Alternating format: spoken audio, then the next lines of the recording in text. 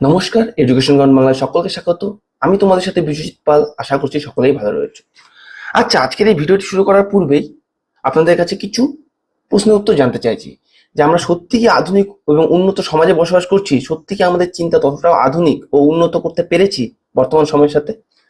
আর যেখানে বিজ্ঞানকে আমাদের উচিত ছিল ভালো উদ্দেশ্যে ব্যবহার করা, ভালো কাজে ব্যবহার করা, সেটাই বা কতটা ভালোভাবে মানুষের সুবিধা এবং উন্নতির জন্য আমরা ব্যবহার করতে পারছি? আপনারা নিশ্চয়ই ভাবছেন যে হঠাৎ কেন এই সব প্রশ্ন আর কি আপনাদের কাছে জিজ্ঞেস করছি। দেখুন, আপনাদের কাছে যদি এটা সহজ প্রশ্নগুলির উত্তর থেকে থাকে অবশ্যই কমেন্টে লিখবে। কারণ আজকে যে বিষয়টি নিয়ে আলোচনা করব খুবই বেদনাদায়ক, কেননা বর্তমান সময়ে দাঁড়িয়েও এই রকম চিন্তাধারার মানুষ বিরাজ করে এই সমাজে। স্বাধীনতার এত বছর পরেও আমাদের চিন্তা যেন কোথাও পরাধীনতার অন্ধকারে এখনো নিমজ্জিত হয়ে রয়েছে। দেখতে হচ্ছে মেয়েদেরকে কিভাবে প্রতিনিয়ত হ্যারাসমেন্টের শিকার হতে হচ্ছে। আর সেই হ্যারাসমেন্ট একটি অংশ হলো পরিবারকে সঠিক উত্তরাধিকার না দেওয়ার অপরাধ। আমি এই অপরাধ শব্দটি ব্যবহার করছি কারণ মেয়েরা যখন বিবাহিত জীবন যাপন শুরু করতে যায় তখন তাদের শ্বশুরবাড়ির লোকেদের ধারণা থাকে যে পরবর্তী তাদের উত্তরসূরিকে নিয়ে আসার ক্ষেত্রে তাদের ধারণা থাকে যে তারা যদি ছেলে সন্তান না দিতে পারে কিংবা প্রথম সন্তান মেয়ে হয় তাহলে তার বংশ রক্ষা হবে না, এবং তার সমস্ত দোষই কিন্তু সেই পুত্রবধূ বা সেই মেয়েটির উপর গিয়ে পড়ে। এটা সম্পূর্ণ একটা পিছিয়ে পড়া চিন্তাধারা যা সেই মেয়ের জীবনে পরবর্তী সময়ে ঝড় নামিয়ে নিয়ে আসে। তো আজকের এই ভিডিওতে সেই রকমই কিছু ঘটনা নিয়ে আলোচনা করব যা টাইমস অফ ইন্ডিয়ার একটি আর্টিকেলে সুন্দরভাবে তুলে ধরেছে। তাদের ব্যক্তিগত জীবনের যে অভিজ্ঞতা তারা বলেছে, এবং বিভিন্ন একটা পোস্টের নিচে বিভিন্ন কমেন্টের মাধ্যমে কিন্তু তারা তাদের গল্পকে তুলে ধরেছে, এবং সেটা কিন্তু টাইমস অফ ইন্ডিয়া নিয়ে এসেছে সেই তাদের আর্টিকেলে। তো কিভাবে এই মেয়েরা প্রতিনিয়তই এরকম তাদের গর্ভাবস্থা থাকা সময় থেকে শুরু করে এবং প্রসবের পরবর্তীকালেও অত্যাচারের শিকার হচ্ছে, তো সেটা নিয়ে আজকে কিন্তু এই টপিক। তো চলো কথা না বাড়িয়ে দেখে নিচ্ছি আমাদের সমাজ এখনো কতটা পিছিয়ে আছে। আমরা প্রতিনিয়তই বলি যে আমরা আধুনিক সমাজে থাকছি, আধুনিক চিন্তাধারা, কিন্তু আমরা কিন্তু এখনো অনেকটাই পিছিয়ে রয়েছে। তো চলো দেখো কি হয়েছে। এখানে দেখো বলেছে কি, my mother in law dragged me to court for giving birth to girl। মেয়েকে জন্ম দেওয়ার কারণে তার শাশুড়ি মানে তার যে হাজবেন্ডের মা রয়েছে তাকে কোর্টে নিয়ে গেছে। কি কারণে? কি ডিভোর্স দিতে হবে তার ছেলেকে। তো এই হচ্ছে চিন্তাধারা। এটা তো আমাদের সমাজের প্রতিনিয়ত দেখো, তোমরা আশেপাশেও দেখতে পারবে যে তাদের ঘরে যদি প্রথম মেয়ে সন্তান আসে, সেই ছেলের বাড়ির লোকেদের অনেকেই অখুশি থাকে, কেননা তাদের প্রথম মেয়ে হয়েছে। ঠিক আছে, তো অনেক শব্দ শোনা যায়, বংশপ্রদীপ, উত্তরসূরি, জানি না এটা কি জন্য তাদের এরকম ধারণা জন্মেছে। একজন শাশুড়ি সে মহিলা হওয়া সত্ত্বেও এরকম চিন্তাধারা নিয়ে বসবাস করে। তো সেই ক্ষেত্রে যখন অন্য বাড়ির থেকে একটা মেয়ে যায় সেখানে তার পক্ষে সেই জিনিসটাকে হ্যান্ডেল করা খুবই কঠিন হয়ে থাকে, সেটাকে মেনে নেওয়া খুব কঠিন হয়ে পড়ে, যেখানে তার কোনো দোষই থাকে না। ঠিক আছে, এখানে দেখো কি বলেছে যে first hand account of a young woman from Kerala থেকে একজন যুবতী মহিলা বলেছেন যে তিনি হ্যারেস হয়েছে তার হাজবেন্ড এবং তার শ্বশুরবাড়ির লোকেদের দ্বারা, এবং প্রতিনিয়তই ফোর্স করা হয়েছে তাকে পুত্র সন্তান দেওয়ার জন্য। এবং সেরকমই একই রকম ভয়ানক ঘটনা কিন্তু সমগ্র দেশে বারংবার একাধিক ঘটনা দেখতে পাওয়া গেছে। দেখো, এরকম একটা তথ্যে পাওয়া গেছে যে প্রতি বছর ভারতে প্রায় 50,000 থেকে প্রায় 1 লক্ষ মেয়ে অ্যাবর্ট হচ্ছে প্রতি বছর ভারতে, ইন্ডিয়াতে। ঠিক আছে, এটা কিন্তু একটা তথ্য এসে, কতটা ঠিক এটা নিয়ে কিন্তু মতবিরোধ রয়েছে, তবে হচ্ছে, মানুষ শিকার হচ্ছে এখনো পর্যন্ত, যে তারা পূর্বে ভ্রূণকে নির্ধারণ করছে এবং সেটাকে অ্যাবর্শন করার জন্য সেই মেয়েকে বাধ্য করা হচ্ছে, এবং না হলে পরবর্তীতে তার জীবনহানিরও সম্ভাবনা কোথাও থেকে যাচ্ছে এবং ডিভোর্সের জন্য প্রেশার দেওয়া হচ্ছে। এবং পরবর্তীতে কিন্তু এই ঘটনাগুলো আছে, আমি তোমাদের সাথে আলোচনা করব সেগুলো নিয়ে। দেখো এখানে একটা বলেছে যে ঘটনাটা নিয়ে তোমরা প্রথমেই শুনলে, ডিসেম্বরের 23 তারিখে কর্ণাটক পুলিশ অ্যারেস্ট করেছে একজন হসপিটালের মালিককে।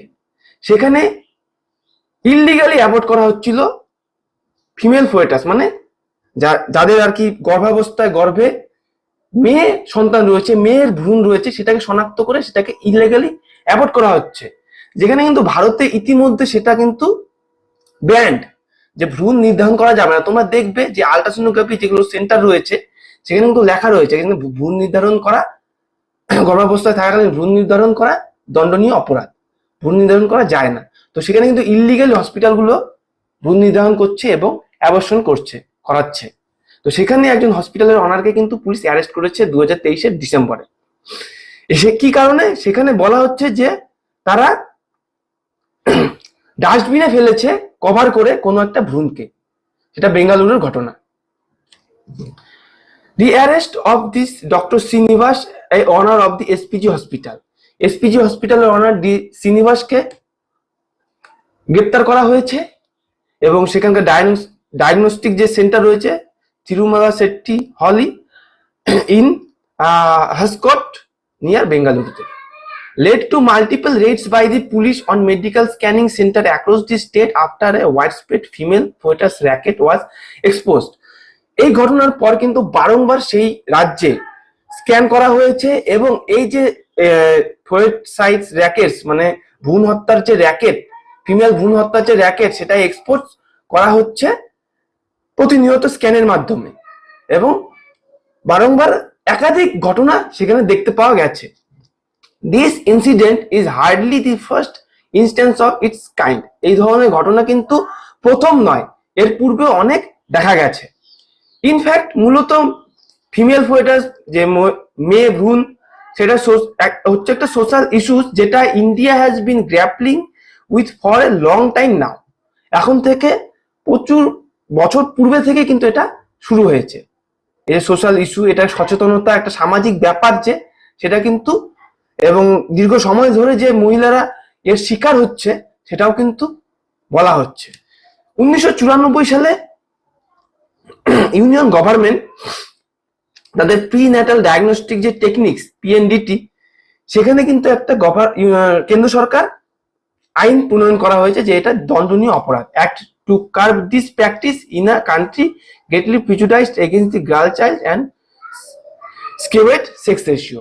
সেটা বর্তমান সেক্স রেশিওতেও যে 1000 পুরুষে কতজন মহিলা, এই সেক্স রেশিওর পার্থক্যটাও কিন্তু ক্রমাগত বাড়ছে। ফলে কি হচ্ছে, একটা পরিবেশের মানব সমাজের একটা ভারসাম্যকে বিঘ্নিত করছে।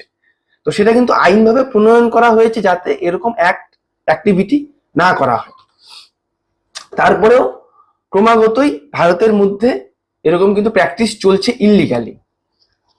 তারপরে দেখো ঘটনা কি, ফেব্রুয়ারি 27 ফেব্রুয়ারি টাইমস অফ ইন্ডিয়া করেছে তাদের প্রথম পাবলিশ করেছে আশা রয়, যে করেছে যে ফ্রম কেরালা, কোল্লাম থেকে বলেছে 49 বছরের old detail the harassment she encountered by her in laws who expressed pressure on her produce a good boy child. ক্রমাগতই তাকে পুত্র সন্তান জন্ম দেওয়ার জন্য প্রেসার দেওয়া হতো। She also disclosed the explicit instructions she was given by her in-laws on her wedding night on how to achieve this goal. এবং বিবাহের যে রাতের থেকেই তাকে বুঝিয়ে দেওয়া হয়েছিল যে পুত্র সন্তান দিতেই হবে এবং পুত্র সন্তান কিভাবে সম্ভব দেওয়া, সেটা কিন্তু বারবার প্রেসার দেওয়া হয়েছিল। সেই নববধূকেও ছাড়া হয়নি, বিয়ের দিন থেকেই তাকে ক্রমাগতই প্রেসার দেওয়া হয়েছে। When we promoted this story on ইনস্টাগ্রামে যখন এই স্টোরিটাকে প্রমোট করা হয়েছিল, সেখানে কিন্তু একাধিক এরকম হ্যারাসমেন্টের গল্প সেখানে একাধিক ওমেন শেয়ার করেছে, তাদের যে হ্যারাসমেন্ট ফেস করতে হয়েছে তাদের হাজবেন্ডের দ্বারা এবং তাদের শ্বশুরবাড়ির লোকেদের দ্বারা। Even my mother in law, যে বলছে যে তার যে শাশুড়ি এবং ফাদার ইন ল শ্বশুর ডিড দি সেম থিংস, একই রকম ঘটনা করেছে তার সাথে, একই রকম যে পুত্র সন্তান নিয়ে তাদের যে চাহিদা এবং মেয়ে সন্তানের অখুশি, সেটা নিয়ে কিন্তু তার এই যে ফেব্রুয়ারির যে ঘটনা 27 ফেব্রুয়ারি যে বলছে আশা রয়, তাকেও ফেস করতে হয়েছে তাদের শ্বশুরবাড়ির লোকেদের দ্বারা। আই প্রোটেস্টেড, আমি এর বিরুদ্ধে প্রোটেস্ট করেছি, প্রতিবাদ জানিয়েছি, but my husband told me his family wants a boy as their first child. তার হাজবেন্ডও কিন্তু তাকে সমর্থন করেনি, তার হাজবেন্ডও তাকে বলেছে যে তার প্রথম সন্তান হিসেবে পুত্র সন্তানই চাই, এবং তার পরিবারেরও তাই দাবি। রোট ওয়ান রিডার, মাই যে মাদার ইন ল, শাশুড়ি, used to curse us saying you should have a girl child because we had a love marriage, wrote another user. আরেকটি ইউজার বলেছেন, মানে কমেন্ট সেকশনে হয়তো বলেছেন যে তিনি এরকম ফেস করেছেন যে তাদের বিবাহ লাভ ম্যারেজ হয়েছিল, ঠিক আছে, লাভ ম্যারেজ হওয়ার কারণে শাশুড়ি বলতে পারো যে এরকম কথা বলেছে, তোমরা লাভ ম্যারেজ করেছো সে কারণে তোমাদের মেয়ে সন্তান হবে, মানে এরা একভাবে ধরা যাচ্ছে যে লাভ ম্যারেজ করে পাপ করে ফেলেছে, এরকমও দৃষ্টান্ত দেখা যাচ্ছে শ্বশুরবাড়ির লোকেদের পক্ষ থেকে। এরকম ধারণা এখনো পর্যন্ত আমাদের ভারতের বুকে রয়েছে। তো আমরা যে শুধু ভাববো যে অশিক্ষিত সমাজে যারা গ্রামের থেকে, গ্রামে যে আমরা বলছি না যে অশিক্ষিত সমাজ বলছি না, যে গ্রামের পিছিয়ে পড়া যারা শিক্ষিত সমাজের নয় তারাই যে এরকম করছে তাও না, কিন্তু এটা অনেক শিক্ষিত ফ্যামিলিতেও দেখতে পাওয়া যাচ্ছে প্রতিনিয়ত। দেখো পরবর্তীতে কি বলেছে, what emerged were multiple stories of young Indian women and returning of the horrifying experiences they have faced. এরকম একাধিক ভারতীয় যে মহিলা রয়েছে, নববধূ রয়েছে, তাদের কিন্তু এরকম ভয়ানক পরিস্থিতির শিকার হতে হচ্ছে এবং তাদের এক্সপিরিয়েন্সও তিক্ত হচ্ছে এর মাধ্যমে। এই সন্তান জন্ম দেওয়ার সময় থেকে শুরু করে পরবর্তী সময় তাকে প্রতিনিয়তই তিক্ত অভিজ্ঞতার সম্মুখীন হতে হচ্ছে।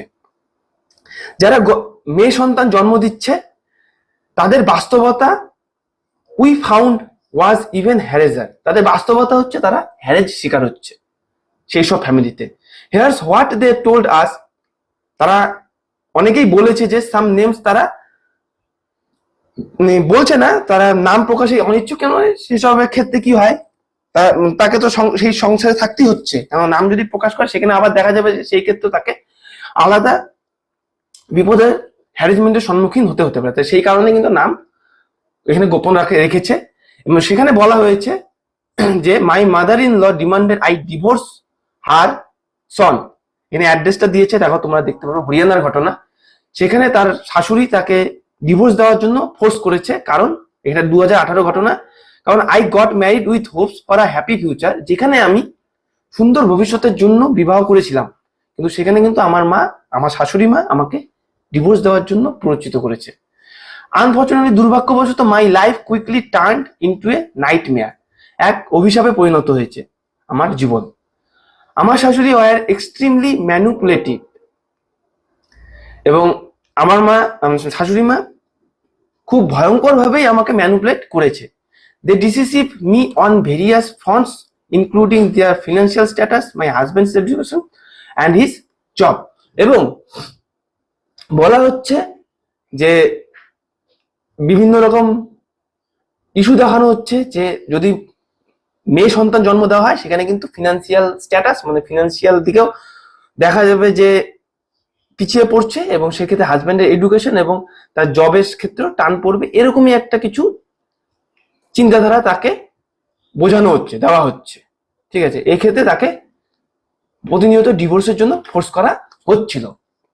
Initially my relationship with my husband seemed promising, কিন্তু মূলত কিন্তু তার সাথে কিন্তু তার হাজব্যান্ডের সম্পর্ক প্রমিজিং ছিল, আশাব্যঞ্জক ছিল, কিন্তু এটা কিন্তু পরবর্তীতে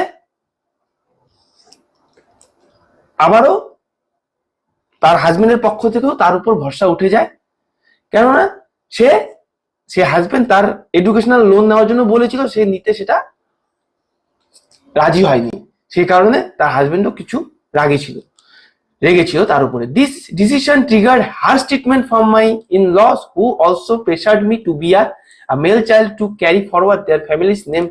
Medium no-caption 10975778 the ordeal peaked when I become pregnant. যখন আমি প্রেগনেন্ট মানে গর্ভবতী হলাম, তখন আমাকে প্রতিনিয়ত প্রেসার করা হচ্ছিল এবং ট্রিগার করা হচ্ছিল যে তার উত্তরসূরি, তার ভবিষ্যৎ প্রজন্মকে এগিয়ে নেওয়ার জন্য তাকে পুত্র সন্তান দিতেই হবে, এবং বাধ্যবাধকতা ছিল।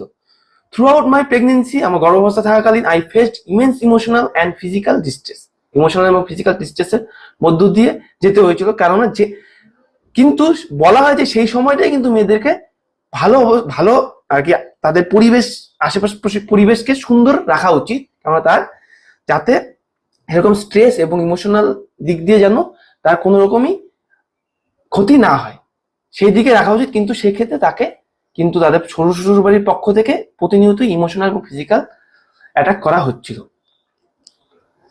Made worse by the constant pressure, মানে রেগুলার প্রেসার দেওয়া হচ্ছিল আমার হাজবেন্ডের তরফ থেকেও এবং তার ফ্যামিলির তরফ থেকেও জেন্ডার বেসে তার বেবিকে নিয়ে আসার ক্ষেত্রে, মানে ছেলে হবে না মেয়ে হবে সেক্ষেত্রে। তো এটা ছিল তার ক্ষেত্রে ট্রমাটিক একটা এক্সপিরিয়েন্স চাইল্ড বার্থের ক্ষেত্রে, তার শিশু জন্ম দেওয়ার ক্ষেত্রে। এবং my husband showed no support, এবং আমার হাজবেন্ডও কোনো সাপোর্ট দেখায়নি আমার সাথে, আমার পক্ষে কথা বলেনি।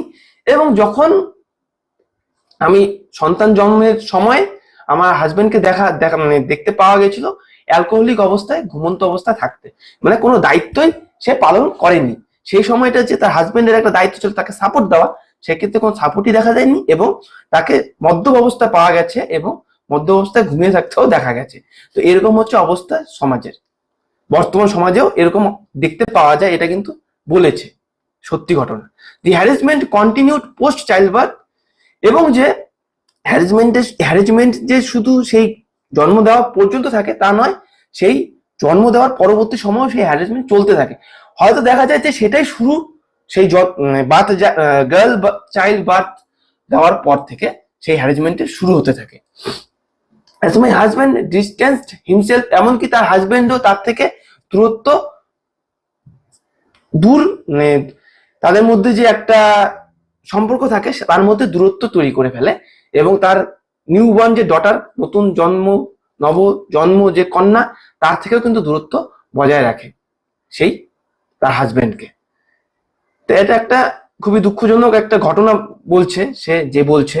ইভেন হোয়েন শি ফেল ইল, এমনকি যখন সে অসুস্থ বোধ করছিল এবং তাকে হসপিটালে নিয়ে যাওয়ার প্রয়োজন ছিল, সেক্ষেত্রেও তাকে উদাসীন দেখা গিয়েছিল, তাকে সেরকম স্টেপ নিতে দেখা যায়নি যে তাকে চিকিৎসা দেওয়া, ইমিডিয়েট চিকিৎসা দেওয়া এবং তাকে হাসপাতালে নিয়ে যাওয়ার মতন ইনিশিয়েটিভ যে নেওয়া তার হাজবেন্ডের, সেটাও দেখতে পাওয়া যায়নি। To my shock and dismay, a few days after giving birth, my mother in law filed a suit against me, demanding that I divorce her son, that left me feeling overwhelmed, depressed and isolated while trying to care for my newborn daughter.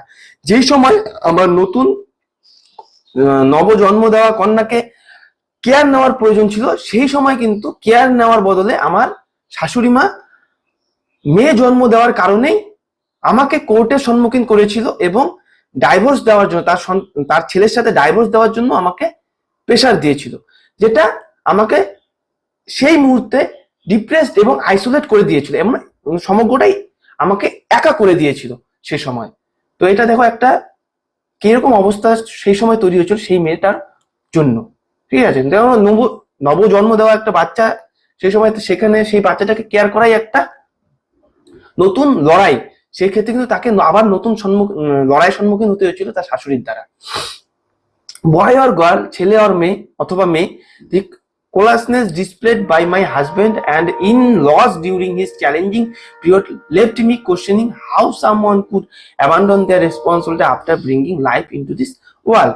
এবং সে এটাও বলেছে, ছেলে হোক বা মেয়ে, কিভাবে একজন বাবা পৃথিবীতে সন্তান জন্ম দেওয়ার পরে এভাবে তার দায়িত্ব থেকে এড়িয়ে যেতে পারে এবং তার সন্তানকে সন্তান বলে মানতে রাজি হয় না, এরকম কিভাবে হতে পারে? এটা একটা খুবই চিন্তার বিষয়। এমনকি দেখো বলেছে, my mother in law asked my husband to remove message announcing. এখানে দেখো কাহিনীটা কি হয়েছে, এখানে আমি বলে দিচ্ছি কাহিনীটা।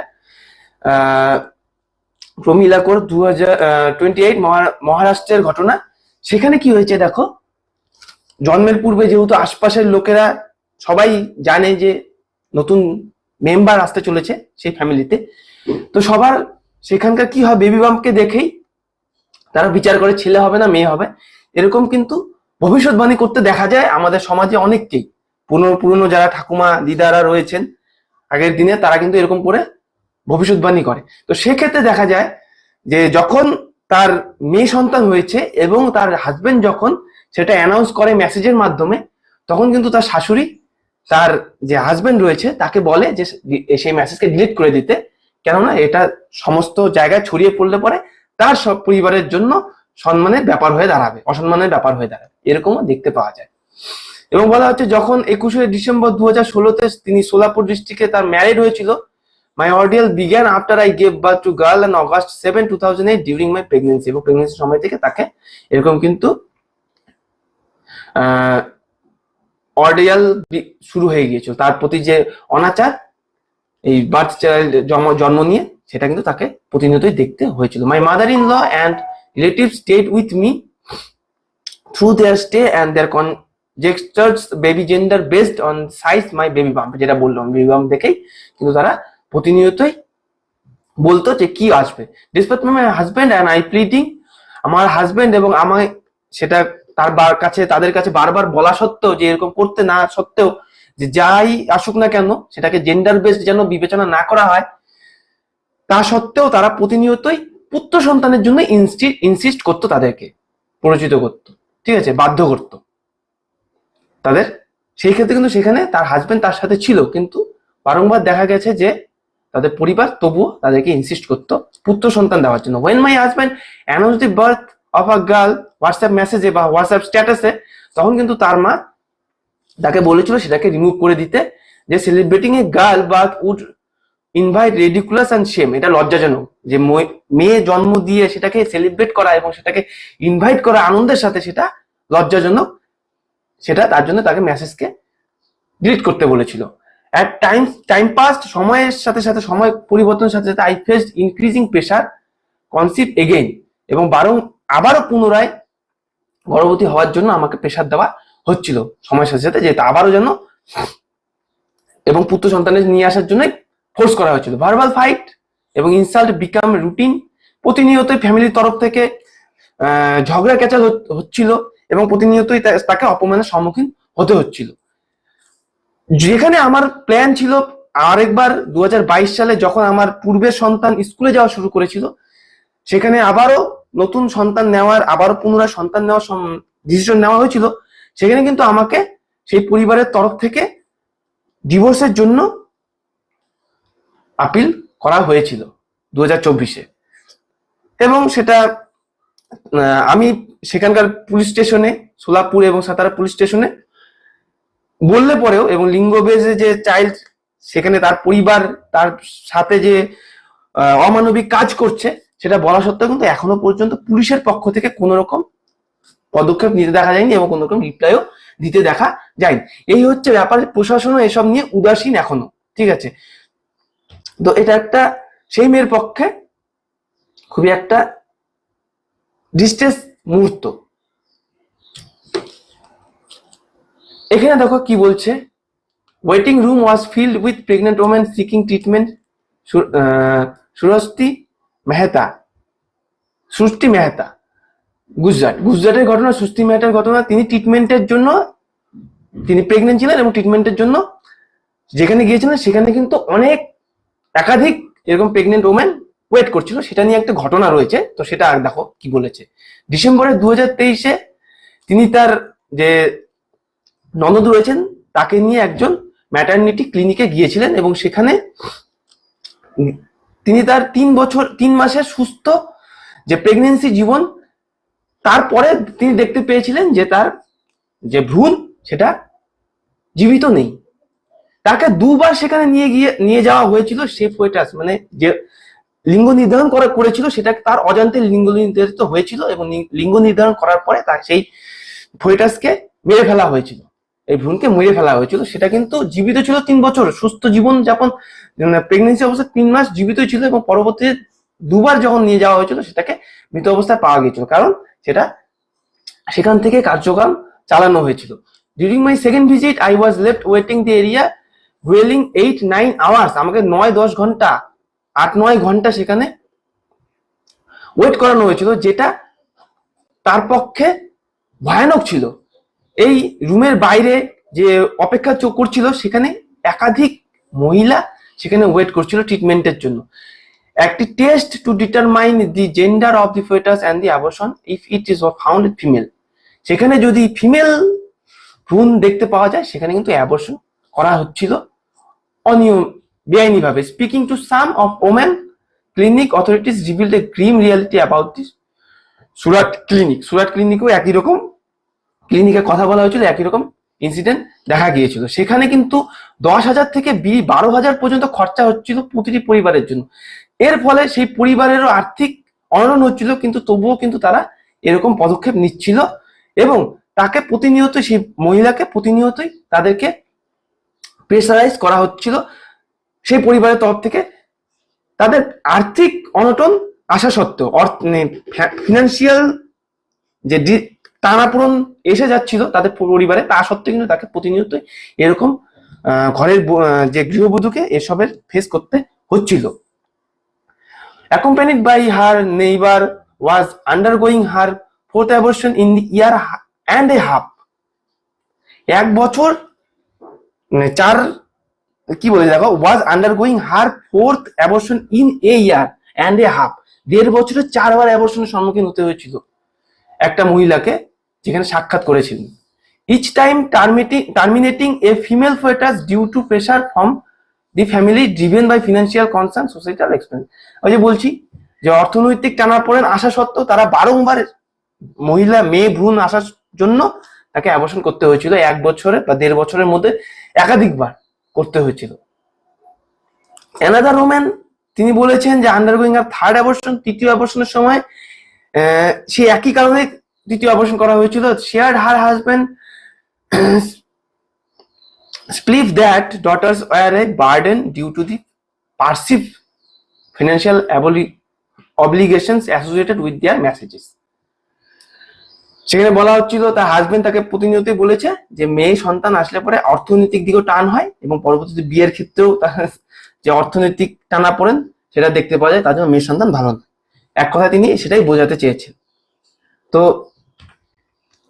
এই হচ্ছে ব্যাপার বর্তমান পরিস্থিতি। I met a mother-in-law who, despite being a woman herself, তিনি নিজে মহিলা হওয়া সত্ত্বেও কিন্তু গার্ল চাইল্ডকে তিনি অ্যাকসেপ্ট করছিলেন না, এবং citing her own experience as a source of trauma, এবং তিনি নিজেও সেরকম ট্রমার মধ্য দিয়েও গিয়েছিলেন, সেটাও কিন্তু তিনি স্বীকার করছেন। She also expressed concerns about the financial strain caused by repeated abortion due to gender fetus reflecting deep-rooted social performance male offspring. তিনি নিজেও বলছেন তিনি নিজেও সেরকম পরিস্থিতির মধ্যে দিয়ে গেছেন এবং এর ফলে পরিবারের অর্থনৈতিক দিক দিয়ে পিছিয়ে যাচ্ছে সেটাও তিনি বুঝতে পারছেন। তারপরেও কিন্তু তিনি মেয়ে সন্তানকে নিয়ে আসছেন না এবং বয় চাইল্ডকেই প্রেফার করছেন। তো এই হচ্ছে ব্যাপার। Witnessing this cycle of gender based abortion and the societal pressure driving them across multiple maternity clinic in Surat left me profoundly shaken and angry. The normalization of gender testing and associated abortion as a promoted service also underscore the pervasive nature and the heartbreaking issues. তো এটা বেদনাদায়ক ঘটনা, সেটা সুরাটের মধ্যেও দেখা গিয়েছে। Multiple maternity case এরকম সমগ্র দেশে এরকম ঘটনা ঘটছে এখনো পর্যন্ত। এটাই একটা চিন্তার বিষয়। তো দেখো, এক্ষেত্রে কিন্তু সরকারের পক্ষ থেকে এর পূর্বেই সেটা আইন এসে গেছে যে ভ্রূণ নির্ধারণ করা দণ্ডনীয় অপরাধ। কেননা এর মাধ্যমে কি হয়, যেটা আমি তোমাদের বললাম, এখনো প্রতিনিয়ত হচ্ছে, ভ্রূণকে হত্যা করা হচ্ছে এবং যার পৃথিবীর আলো দেখার কথা ছিল তাকে কিন্তু গর্ভাবস্থায় থাকাকালীন তাকে মেরে ফেলা হচ্ছে। তো এটা যে একটা খারাপ কাজ সেটা নয়, যে যে মেয়ের সেই একটা পরিকল্পনা থাকে যে তার বাচ্চা জন্ম দেওয়ার পর সেই বাচ্চাকে নিয়ে একটা সুন্দর সংসার তৈরি করবে, তাকে কিন্তু সেও কিন্তু একটা অন্ধকার সময়ের মধ্য দিয়ে যায়। সেই সময়টা সরকার কিন্তু পদক্ষেপ নিচ্ছে। সরকার দেখো, আমাদের বিভিন্ন রাজ্য সরকার এবং কেন্দ্র সরকারও কিন্তু প্রতিনিয়তই বিভিন্ন রকম স্কিমের মাধ্যমে এগুলোকে বন্ধ করার চেষ্টা করছে। যেমন দেখো, আমাদের রাজ্য সরকার যেমন বলছে কন্যাশ্রীর মতন প্রকল্পকে নিয়ে আসছে, যে পরবর্তী তারা যখন 18 বছর হবে তাকে এককালীন আর্থিক সহায়তা করা হচ্ছে, বিবাহের জন্য আর্থিক সহায়তা করা হচ্ছে, এবং তারপরে যদি সেই মেয়েকে হায়ার স্টাডিও করা হয় সেক্ষেত্রে কিন্তু আর্থিক সহায়তা করা হচ্ছে। দেখো, মেয়েদের ক্ষেত্রে কিন্তু এখন বর্তমানে দেখা যাচ্ছে পড়াশোনার ক্ষেত্রে মেয়েদের অর্থে সেরকম প্রয়োজন হচ্ছে না, সরকার অনেকটাই বহন করছে হায়ার স্টাডির ক্ষেত্রে। সেখানে দেখা যাচ্ছে যে স্কলারশিপ এখন দেওয়া হচ্ছে, সেক্ষেত্রে মেয়েরা উল্টো টাকা ঘরে নিয়ে আসছে।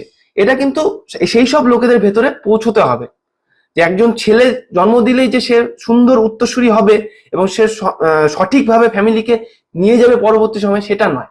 একটা মেয়েকেও সুন্দরভাবে শিক্ষা দিলে পরে মেয়েকেও, যেমন দেখো মেয়ে, সেই শাশুড়ি মেয়ে হওয়া সত্ত্বেও তারা বুঝতে পারছে না, তার মানে তার ভিতরে সঠিক শিক্ষাটাকে ঢোকানো হয়নি, তার ভিতরে অন্ধবিশ্বাস এখনো রাখা হয়েছে যে মেয়ে আসলে পরে উত্তরসূরি ফ্যামিলিকে নিয়ে যেতে পারবেন। তো এটা যদি যে মেয়ে নতুন ভাবে মেয়ে আসছে পৃথিবীতে, তাদেরকে যদি ঢুকিয়ে দেওয়া হয় সুন্দরভাবে, যে এবং ভালোভাবে তাদেরকে মানুষ করা হয় পরবর্তী সমাজকে আরো উন্নত করার জন্য, তাহলে কিন্তু এটা ধীরে ধীরে কমতে থাকবে এবং চিন্তাকে আরো উন্নত হবে। যদিও এখন অনেকটাই কমেছে, কিন্তু এখনো দেখা যায় আমাদের বর্তমান সমাজে অনেক যারা পূর্বের আগের দিনের যারা মানুষ রয়েছে, তারা কিন্তু এখনো মেয়ে, প্রথম সন্তান মেয়ে হলে পরে মুখ কালো করে বসে থাকে, মন খারাপ করে বসে থাকে। তো এটা খুবই খারাপ।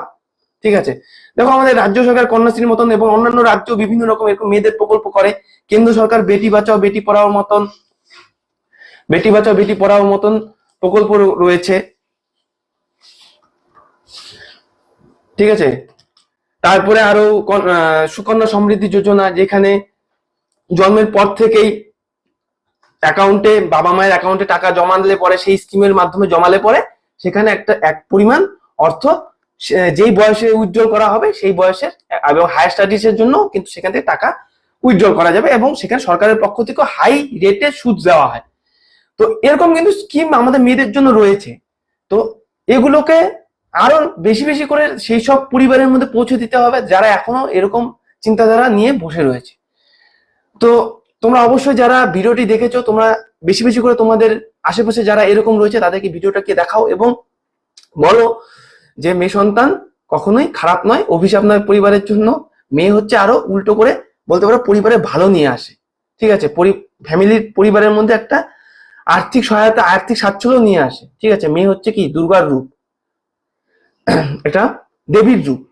তো তাকে সেইভাবে পূজনীয় করে পৃথিবীতে নিয়ে আসা উচিত, তাকে পৃথিবীর আলো দেখানো উচিত, এরকম চিন্তাধারা সবার মধ্যে ছড়িয়ে দেওয়া উচিত। তো চলো আজকের ভিডিও এখানেই থাকছে। ভালো লাগলে তোমাদের বন্ধুদের সাথে শেয়ার করবে এবং চ্যানেল যারা নতুন চ্যানেলটিকে সাবস্ক্রাইব করে অল নোটিফিকেশন ক্লিক করে দেবে, যাতে সমস্ত আপকামিং যত ভিডিও আসবে আর কি, তা সেগুলোর জন্য নোটিফিকেশন তোমরা সবার আগে পেয়ে যাও। অবশ্যই ফেসবুক পেজ থেকে দেখলে ফেসবুক পেজটিকেও ফলো করে দেবে। তো চলো সবাই সুস্থ থাকো, ভালো থাকো, জয় হিন্দ, জয় ভারত, ধন্যবাদ।